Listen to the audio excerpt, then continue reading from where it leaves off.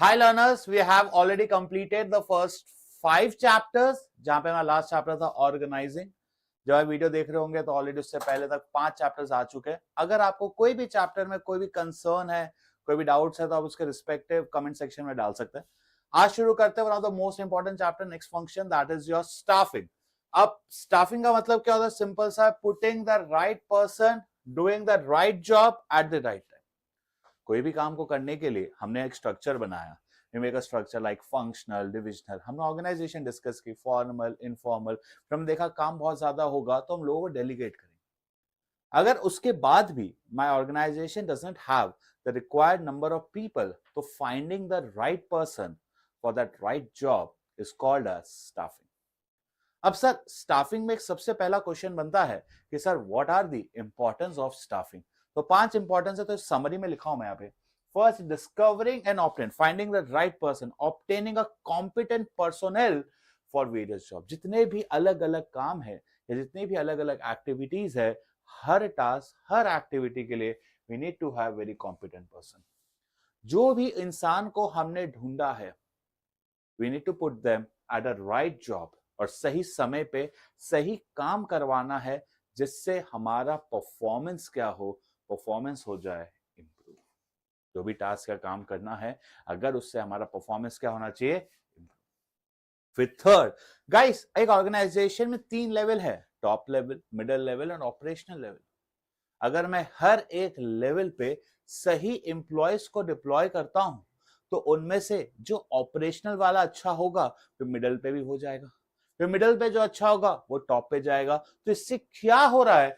Continuous survival and growth.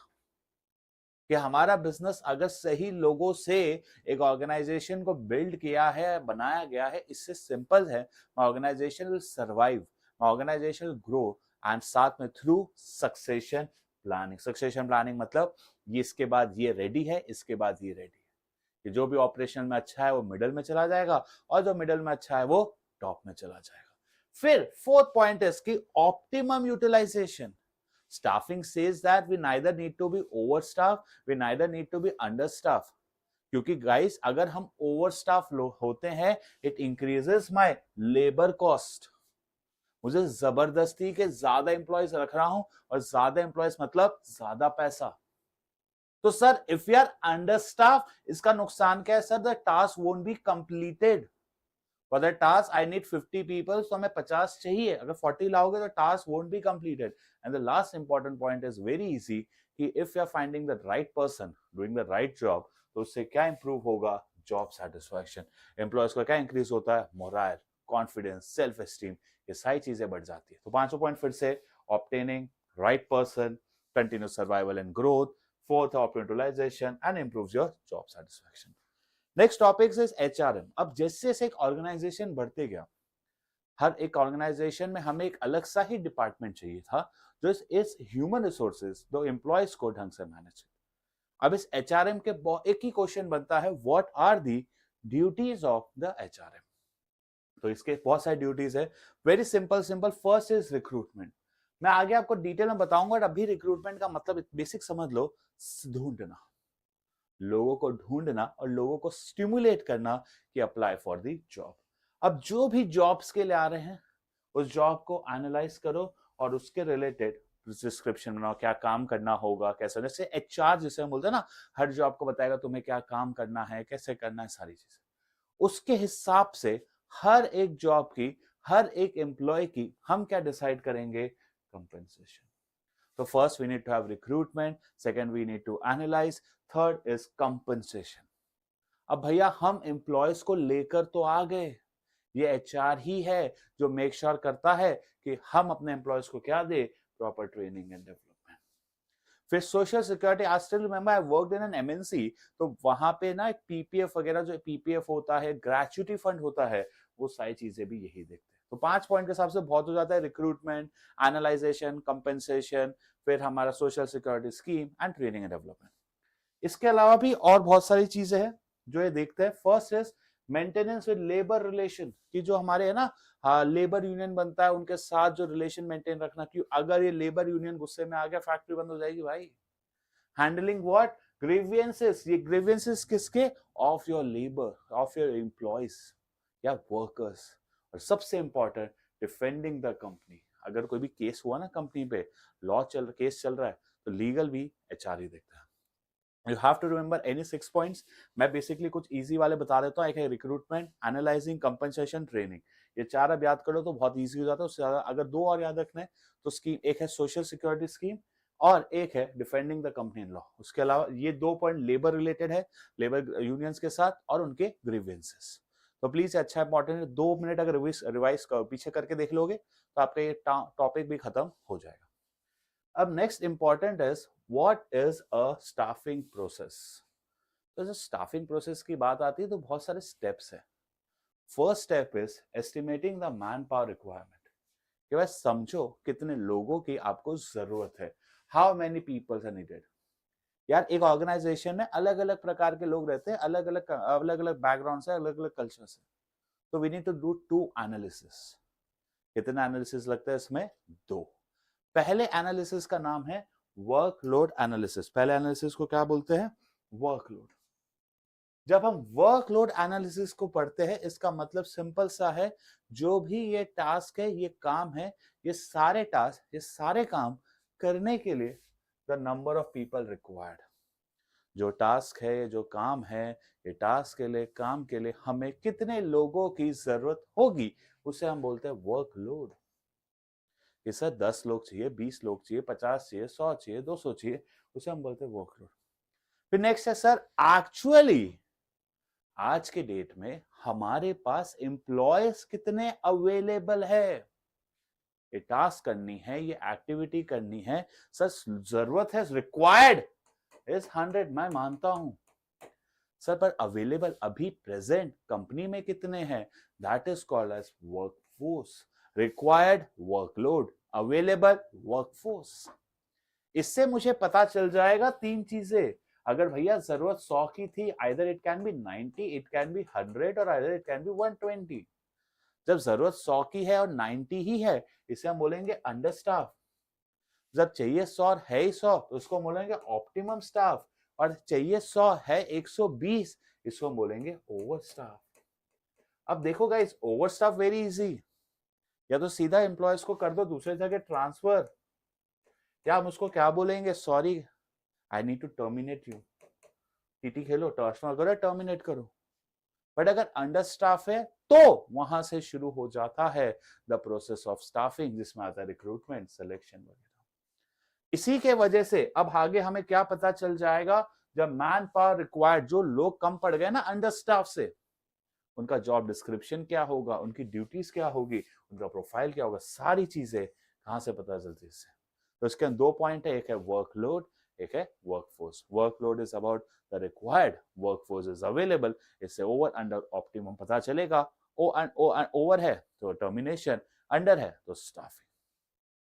अब next है recruitment. Recruitment is very simple, आगे detail में इसके टाइप्स आते हैं, बट इसमें 2 एस वर्ड याद रख लो। फर्स्ट एस एस ढूंढना, यानी सर्च।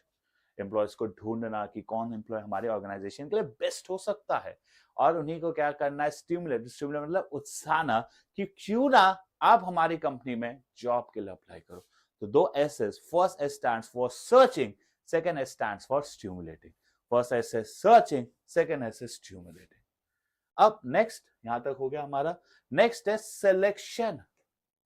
सर अभी भी याद रखना, रिक्रूटमेंट में we never give them the job. बहुत सारे कैंडिडेट्स मेरे कंपनी में जॉब अप्लाई करने आए हैं। अब इन सारे कैंडिडेट्स में तो एक पूल, इसको हम बोलते हैं पूल ऑफ प्रोस्पेक्टिव। प्रोस्पेक्टिव मतलब इनमें से कोई मेरे एम्प्लॉय कैंडिडेट बन सकता है। इन पूल में से चूजिंग द बेस्ट वन, जो हमारे कंपनी के लिए बेस्ट होगा, 100 में से 10, 5 जितने भी आपको चुनने हैं, choosing the best one is called selection. अब यार जब भी हम बेस्ट सिलेक्ट करते हैं, इससे 2 फायदे हैं, एक है हमारे कंपनी को, एक है हमारे एम्प्लॉय को। सर कंपनी को क्या फायदा होता है? Company gets the best employ, ensure the organisation get the best. यार आपके पास 100 लोग आए, स्टिल रिमेंबर मैं 450 में से 10 सेलेक्ट हुआ था, तो इससे दोनों को फायदा हुआ। कंपनी शायद तक कंपनी के लिए बेस्ट था, और दूसरा, अगर जब 450 या 500 लोगों में आप किसी 10 में सेलेक्ट हुए तो आपका भी क्या इंक्रीज हो जाता है, द सेल्फ एस्टीम आपका भी इंक्रीज हो जाता है, प्रेस्टीज आपका भी इंक्रीज हो जाता है, द मोरल। अब इसी के बाद नेक्स्ट टॉपिक पे आता है, that is the placement and orientation. Placement is nothing but जिस भी जॉब के लिए, suppose they have hired me for some accountant work और taxation work as a CA, अब मैं वो काम कर रहा हूं, occupying the position for which, जिसके लिए मुझे सिलेक्ट किया गया हो, जो भी हो ऐसा भी हो, उसको करते हैं प्लेसमेंट। तो सर ओरिएंटेशन क्या होता है, वैसे सोशलाइजेशन भी होता है, बट उसको एक लाइन डेफिनेशन अगर पूछे, दो चीजों से फेमिलियराइज कराना with two things. First, Orient मतलब समझाना कि सर जिस भी ऑर्गेनाइजेशन में आप ज्वाइन हुए हो, इसके कुछ रूल्स और कुछ रेगुलेशन है, हर एम्प्लॉय को ये रूल्स और रेगुलेशन फॉलो करना है। और जब हम बात करते हैं दूसरे ओरिएंटेशन का, इसका मतलब है we need to familiarise with what, कि भाई एक कंपनी में पहले से कुछ लोग काम कर रहे हैं, आपके सीनियर मैनेजर्स है, आपका बॉस है, विद द एग्जिस्टिंग एम्प्लॉयज। तो familiarising with two things, first rules and regulation, second existing employees. अब next topic is training and development. Training का मतलब है जिस भी जॉब के लिए आप सिलेक्ट हुए हो, we have to make sure हम उस जॉब को अच्छे से परफॉर्म करें। अब डेवलपमेंट का मतलब सिर्फ और सिर्फ जॉब नहीं, ओवरऑल करियर, इसको हम डिटेल में आगे पढ़ेंगे। सिर्फ जॉब रिलेटेड बात हो, ट्रेनिंग ओवरऑल बात हो, उससे हम बोलते हैं डेवलपमेंट। नेक्स्ट है आपका परफॉर्मेंस। देखो इसके अंदर एक डेफिनेशन है परफॉर्मेंस अप्रेजल, कि जो भी एम्प्लॉय ने काम किया है उसको हम KRA KPI भी बोलते हैं, evaluating the performance, current performance against some predetermined standards. एक हमने बेंचमार्क सेट कर दिए हैं, क्या भाई तुमसे एक्सपेक्टेड था तुम ये सारी चीजें करोगे, क्या तुमसे ये सारी चीजें हुई? तो इसके अंदर 3 स्टेप्स है। फर्स्ट, जॉब को डिफाइन करो, फिर एम्प्लॉयज के परफॉर्मेंस को अप्रेस करो, और लास्ट प्रोवाइडिंग फीडबैक। इसको हम बोल सकते हैं एक्सेंट बोलते हैं DAP. First D stands for defining the job, second A stands for उस परफॉर्मेंस को अप्रेस करना, चेक करना, और लास्ट है P that stands for providing feedback. Sir अब हर एम्प्लॉय अच्छा काम क्यों करता है, तो उसके पीछे सिर्फ एक ही इंटेंशन है, या एक ही मैं बोलूं मोटिव है, दैट इज प्रमोशन। प्रमोशन का मतलब है shifting of employers to an higher position. जब भी कोई एम्प्लॉय हायर पोजीशन में जाता है तो सिंपल सी होती है, उसकी रिस्पॉन्सिबिलिटी बढ़ती है। बट जब रिस्पॉन्सिबिलिटी बढ़ती है तो सिंपल से आपका औहदा बढ़ा, यानी आपका स्टेटस, आप मैनेजर से सीनियर मैनेजर हो गए, प्रेसिडेंट से सीनियर प्रेसिडेंट हो गए, तो आपका स्टेटस बढ़ा। With status you get more पे, एंड विद मोर पे you get lots of job satisfaction. तो ये आपका जो प्रमोशन होता है वो इंक्रीज इन रिस्पॉन्सिबिलिटी के साथ साथ इट ऑल्सो एनहांसेस या इंक्रीजेस योर स्टेटस, साथ में इंक्रीजेस योर पे, and lastly increases your job satisfaction. Last point is कि यार हर एम्प्लॉय फ्री में काम नहीं कर रहा, कुछ ना कुछ फॉर्म का कंपेंसेशन चाहिए। It can be financial, it can be non financial. अब जब हम फाइनेंशियल की बात करते हैं, वो 2 तरीके के होते हैं, एक होता है टाइम बेस्ड और एक होता है परफॉर्मेंस बेस्ड। टाइम बेस्ड मतलब फिक्स कर दिया, daily, monthly, weekly. Performance based, जितने ज्यादा आपने यूनिट्स बनाए, जितने ज्यादा आपने आउटपुट्स बनाए, उतना ज्यादा आपको पैसा और फंड मिलता है। ये था हमारा पूरा स्टाफिंग प्रोसेस। फिर से फटाफट बता देता हूं। First is estimating a man power requirement, second is your recruitment, third is your selection, fourth is placement orientation, fifth is training and development, फिर उसके बाद है परफॉर्मेंस, प्रमोशन एंड कंपनसेशन। यहां के बाद अब इस चैप्टर के 2 इंपॉर्टेंट टॉपिक आते हैं, 3 बचे, that is recruitment, selection and placement, and training and development. तो अब शुरू करते हैं। सबसे पहले रिक्रूटमेंट का मतलब अभी मैंने बताया था 2 S। First S stands for searching, दूसरा S stands for stimulating them to apply for the job. अब एग्जाम में बहुत एक बार शायद तक क्वेश्चन आया, I am not sure, but जहां पे उन्हें बहुत खतरनाक चीज पूछ ली थी वो था रिक्रूटमेंट का प्रोसेस। अब आपको यही 4 लाइन लिखनी है, इसके अलावा नहीं लिख सकते। फर्स्ट, आइडेंटिफिकेशन, जहां जहां से आपको एम्प्लॉय मिल सकते हैं, बहुत सोर्सेज होते हैं इंटरनल एक्सटर्नल, आइडेंटिफाई कि कहां कहां से एम्प्लॉयज मिल सकते हैं, और उसका क्या करना है, वैलिडिटी, असेस करो सही है कि नहीं, असेसमेंट ऑफ द वैलिडिटी। अब उसमें से we need to choose the best, कि सर मैं कैजुअल कॉलर्स करूं, सर मैं डायरेक्ट रिक्रूटमेंट करूं, सर मैं प्लेसमेंट एजेंसी के साथ हूं, advertisement, choosing the most.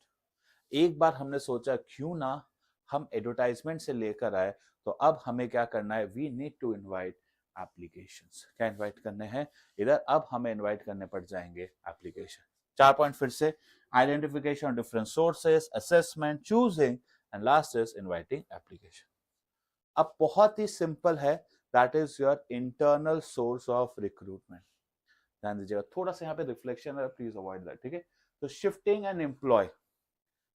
N employ from one job to another, 3 याद रखना, वन जॉब टू अनदर, एक काम से दूसरे काम, प्रोडक्शन से परचेस यानी एक डिपार्टमेंट से दूसरे डिपार्टमेंट, या मॉर्निंग शिफ्ट से नाइट शिफ्ट।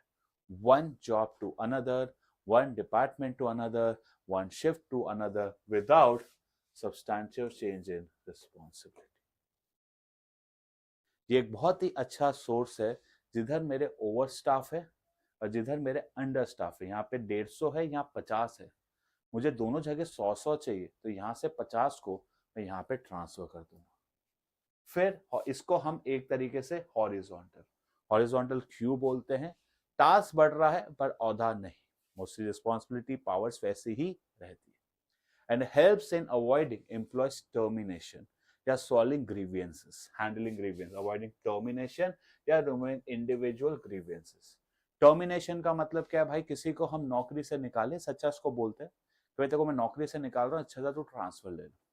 और ग्रीवियंसेस मतलब सर मैं इस बॉस के नीचे काम नहीं कर सकता, आप मुझे कहीं भी शिफ्ट कर दो। नेक्स्ट है फ्रॉम फीलिंग हायर जॉब्स, जिसको आप हायर जॉब से जाते हो तो आपकी रिस्पॉन्सिबिलिटी बढ़ती है, फैसिलिटी, स्टेटस, पे, सारी चीजें बढ़ती है।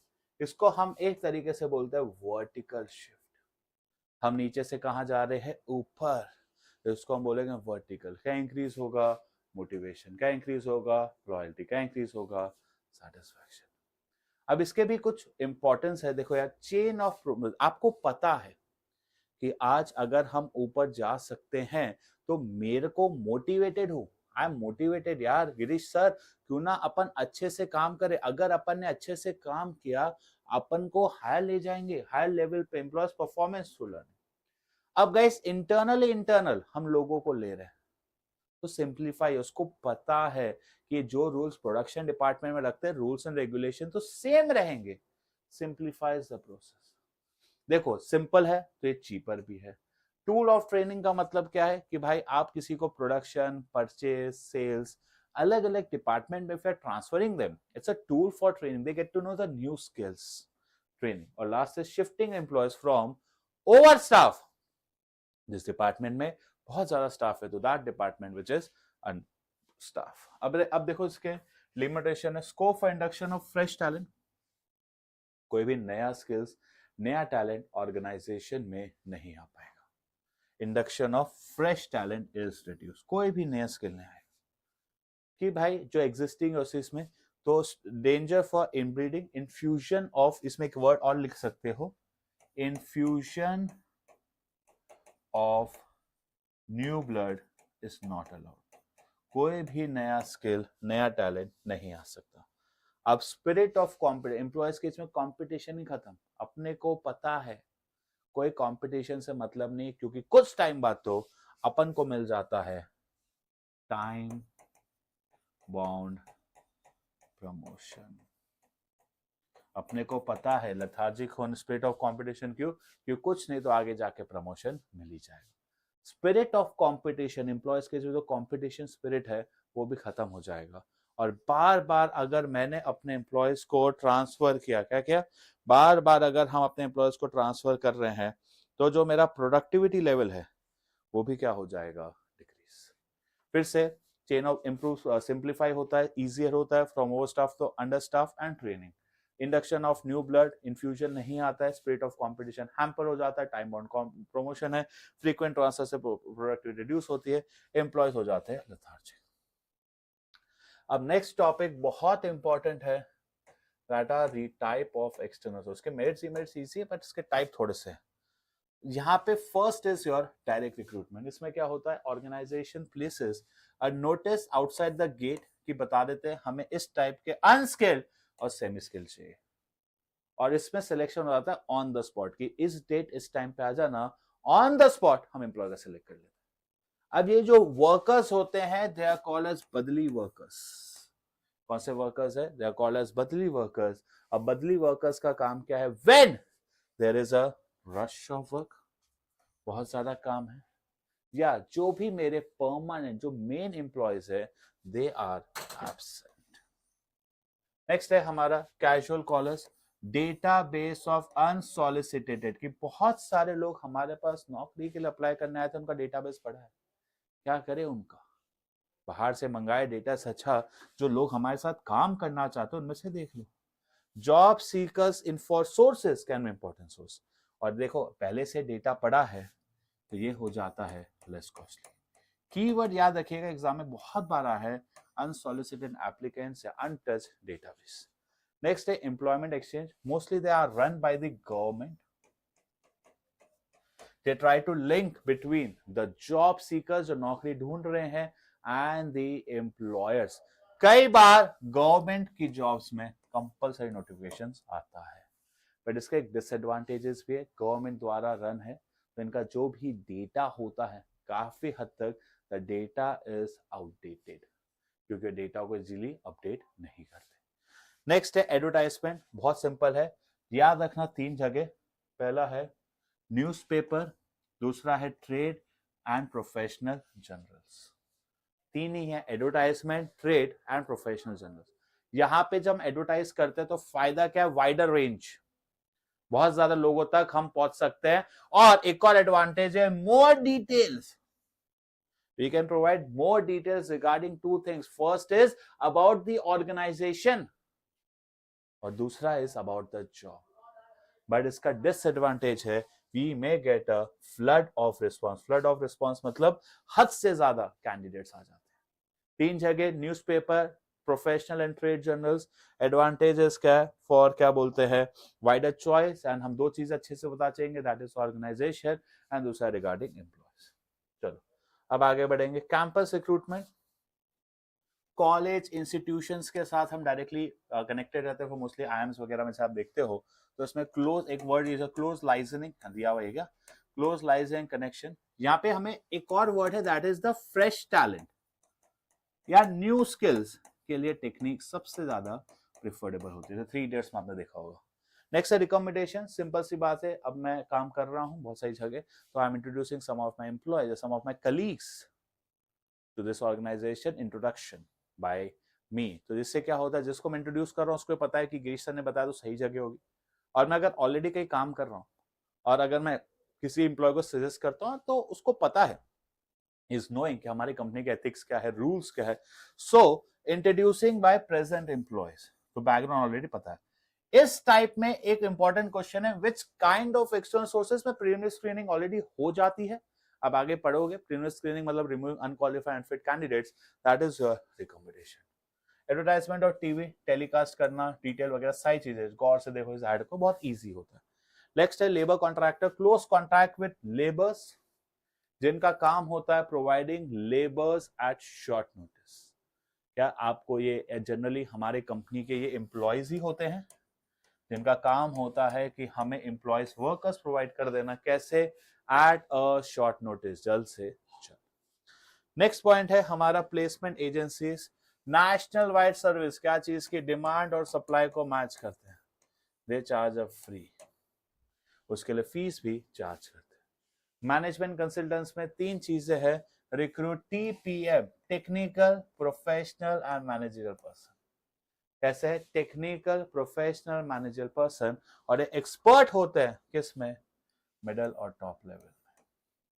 और लास्ट है वेब पब्लिशिंग, हम इंटरनेट को एक कॉमन सोर्स यूज करते हैं, naukri.com, monster.com, जिसके थ्रू हम लोगों को जॉब सप्लाई करते हैं।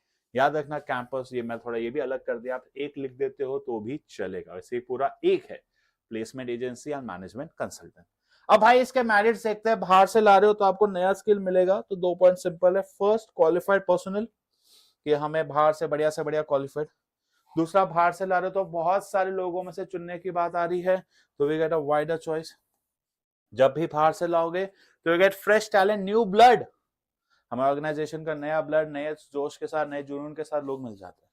पर लिमिटेशन, डिससैटिस्फैक्शन, एम्प्लॉय बोला बग ये क्या बात हो गई, अभी तो हम आए, अब तुम बाहर से एम्प्लॉय ला दोगे।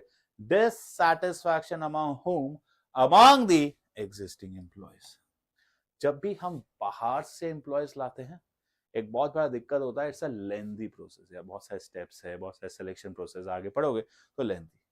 और जहां पे टाइम इज मनी, लेंथी है तो साथ साथ में क्या होगा, कॉस्टली। याद रखना, प्लानिंग में भी देखा है, planning is a lengthy process, उसका लिमिटेशन था। एक और लिमिटेशन क्या आ जाता है, planning is also costlier process. तो फिर से क्वालिफाइड, वाइडर, फ्रेश और एग्जिस्टिंग एम्प्लॉयज के बीच में जो हमारा कॉम्पिटिटिव स्पिरिट है वो भी हो जाएगा इंक्रीज। डिसएडवांटेज क्या, डिससैटिस्फैक्शन, एग्जिस्टिंग एम्प्लॉयज में डिससैटिस्फैक्शन, ये एक तरीके का लेंथी प्रोसेस है और साथ साथ में टाइम कंज्यूमिंग। अब सबसे important next topic is your selection test. जो भी कैंडिडेट्स ने हमारे ऑफिस में जॉब के लिए अप्लाई किया, उसमें से बेस्ट को चुनना। सबसे पहला है preliminary screening, eliminating you. First you stands for unqualified, second you stands for unfit. Example मैंने बोल दिया अनक्वालिफाइड, मैं उन्हीं लोगों का इंटरव्यू लूंगा जो सीए नहीं अनक्वालिफाइड। अनफिट जैसे हमारे फिटनेस जैसे मेडिकल्स में होता है कि आप 6 फीट ये वेट, अनफिट।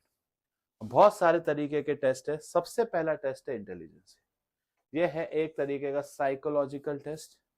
यहाँ पे हम चेक करते हैं द लर्निंग, कि आदमी सीखने की क्षमता कितनी रखता है और स्मार्ट है क्या, that is the decision making. क्या है, psychological test, intelligency test and decision making ability. Psychological test, intelligency test and decision making ability. Next is aptitude, potential for learning what, नए स्किल्स। पता है ये नए स्किल्स गुड इंडाइसेस होते हैं for future score. अगर आज आप अच्छा सीख रहे हो, आपके अंदर है ना कि यार मैं नई नई चीज सीख सकता हूँ, तो देयर इज अ चांस कि आगे जाके आपको प्रमोशन जल्दी मिले। You know someone teaching, you know अब मैं पढ़ा रहा हूँ, मैं साथ में ऑफिस से पढ़ा रहा हूँ, बहुत सारी चीजें करूंगा, तो चांसेस होता है लाइफ में सक्सेस जल्दी मिलने का। नेक्स्ट है पर्सनालिटी, जहाँ पे 3 चीजें चेक करते हैं, ERM बोलता हूँ, इमोशन, रिएक्शंस एंड मैच्योरिटी। क्या 3 चीजें, वी स्टडी बिहेवियर एम्प्लॉयज के, इसके अंदर 3 चीजें आ जाती है। पहला है इमोशन, दूसरा है रिएक्शन, तीसरा है मैच्योरिटी। नेक्स्ट है ट्रेड, यहाँ पे हम सिंपली चेक करते हैं जो भी एम्प्लॉय को हमने हायर किया है उनके एग्जिस्टिंग स्किल्स एंड नॉलेज, उनके पास अभी क्या स्किल्स है, उनके पास अभी क्या नॉलेज है। और लास्ट है इंटरेस्ट टेस्ट, यहाँ पे हम 2 चीजें चेक करते हैं, हमारे एम्प्लॉयज का फैसिनेशन, किसी जॉब को लेके कितने वो एक्साइटेड है। वाओ आई एम एक्साइटेड, लेकिन आई एम वेरी प्राउडली से my self very fascinated for teaching. जितने देर बोलो, जब बोलो, जैसा बोलो, अपन पढ़ा देते हैं। That's the interest, that's the involvement कि इस जॉब में, इस काम में employment. Again decision making, psychological intelligency, aptitude, new skills, trait existing, personality, emotion, behavior, interest is your passion, your involvement. Employees interview में कीवर्ड याद रखना, in depth conversation with the employee and the employer, सारी चीजें in depth होती है। यहाँ पे employ को भी एक चांस मिलता है कि वो सामने वाले से सवाल पूछ सकता है। Reference and background change, prefer, देखो अब मैं किसी जॉब के लिए अप्लाई कर रहा हूँ तो चेक किया जाएगा कि हाँ भाई गिरीश जो बोल रहा है सही बोल रहा है कि नहीं। तो मेरे प्रीवियस एम्प्लॉय या टीचर्स या प्रोफेसर्स, ये सबके साथ बात होती है। मेरे लाइफ का बेस्ट पार्ट इज मैं अपने टीचर के साथ ही काम कर रहा हूँ, तो क्या ही बैकग्राउंड चेक करेंगे, सो ही नोज मी। बट अगर मैं कहीं और जाता हूँ तो इनसे बैकग्राउंड चेक आ सकता है।